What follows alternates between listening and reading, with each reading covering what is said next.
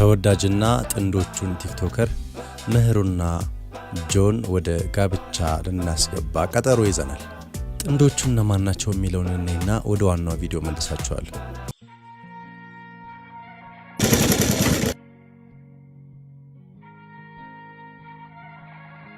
ምን ሆነሽ ነው ያኮረፍሽው? ከፋኝ በጣም። እኔን ይክፋኝ? ምን ሆንሽብኝ? እኔ ማስበውና ህይወቴ ውስጥ የሚሆነው ነገር አንድ አይደለም። ምኞት ብቻ ሆነብኝ። አንዳንዴ ጥፊ ሁላ ይለኛል። ያለሽበት ስሜት ይገባኛል። በትዳርሽ ጉዳይ ነው አይደል? አዎ፣ የእሱን ልጅ መውለድ አለመቻል፣ የቤተሰቦቼ እሱን መጥላት፣ የእኔ ደግሞ እሱን መውደድ። በቃ ከፍቶኛል። ምሩ፣ ባልሽ ጥሩ ሰው ነው። ይወድሻል፣ ይንከባከብሻል፣ ያከብርሻል። ከአንቺ ተለይቶ መኖር አይችልም። አንቺም እንደዛው። ግን ለምን ወደ ፈጣሪ አትቀርቡ? ያልሞከርነው መድኃኒት የለም። የምትመክረኝ ነገር አለ? አባ ወይማ፣ ስንት ልጅ እንደወልድልህ ነው የምትፈልገው? 4 ነዋ። እንዴ ልገለኝ ነው እንዴ? ጭራሽ ጫማ ጠራጊ ያደረገሽ። ኧረ እባክሽ ልጄ፣ ወላጆችሽ እኮ ነው። ወደ ቤትሽ ተመለሽ። ያ ሁሉ ንብረትና ሀብት እያለ እዚህ ላይ መንገድ ላይ ትርመጠመጫለሽ ከዚህ ጋር። አባ እማ፣ ለምንድን ነው ሁሌ እየመጣችሁ ባሌን የበታችነት ስሜት እንዲሰማው የምታደርጉት? ልጄ፣ አንድ ልጄ እኮ ነሽ። ዘራችንን አታዋርጂ። በተከበርኩበት ሀገር አታዋርጂኝ። እኔ በጣም ወደዋለሁ። ከእሱ ተለይቼ መኖር አልችልም። እናንተ የምትወዱኝ ከሆነ መወደውን ነገር ውደዱልኝ። ድህነት እኮ በስራ ይቀረፋል። አባ እየመጣችሁ እኔን አትረብሹኝ። ፈጣሪ በአንድ ልጄ ትፈትነኛለህ? አይ ሲፈርድ እንዲህ ነው። እንሂድና ወልዶ መና። እማ፣ በእኔ ምክንያት ዝም በል።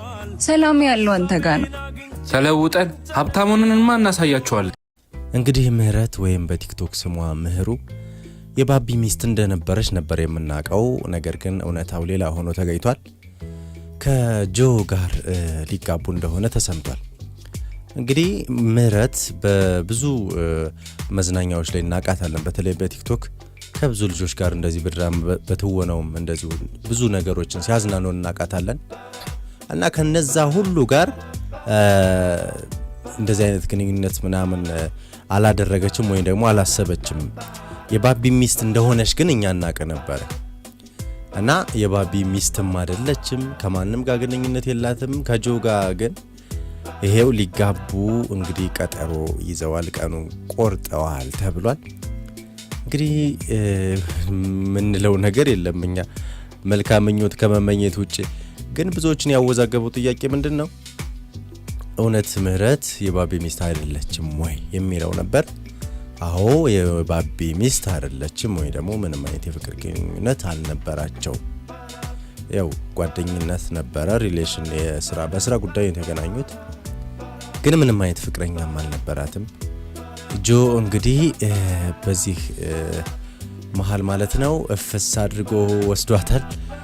በጣም ደስ የሚል ትዳር እንደሚሆን አልንጠራጠርም። ሁለቱም በጣም እጅግ በጣም አዝናኝ የሆነ ስራ ነው እየሰሩ የሚያዝናኑን። በተለይ ቲክቶክ ላይ በጣም ከምንወዳቸው ተወዳጅ ከሆኑ ቲክቶከሮች ጓጉተን ከምንጠብቅላቸው ስራዎቻቸው ዋነኞቹና ቀዳሚዎቹ እነሱ ናቸው ማለት ነው።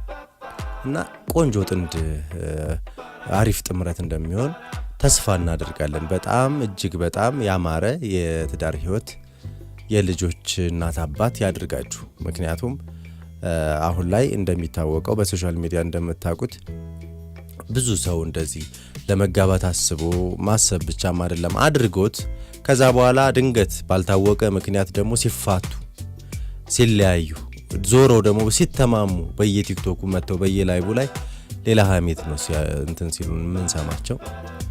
እና የእናንተ መግባባታችሁ ደስ ይላል፣ ጥንድነታችሁ ደስ ይላል። በዚህ አጋጣሚ በጣም በጣም ደስ ብሎናል።